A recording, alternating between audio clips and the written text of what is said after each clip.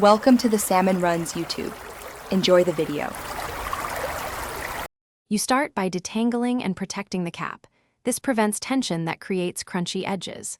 Once detangled, place the wig in cool water with a mild, sulfate-free shampoo. Use about 1/2 cap per bowl so the fibers loosen without swelling. Gently press and let soak for 5 to 10 minutes. This breaks down styling residue.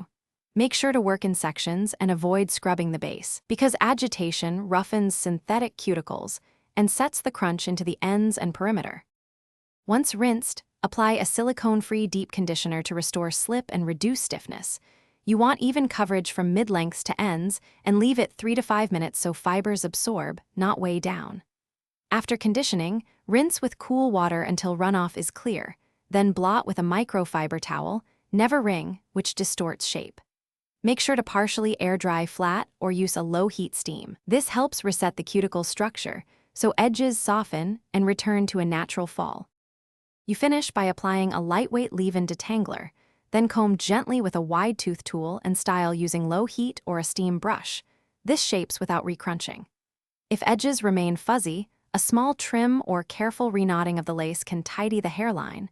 Use wig glue sparingly to secure loose sections. If the edge area stays hardened despite repeating conditioning, make sure to try another treatment cycle.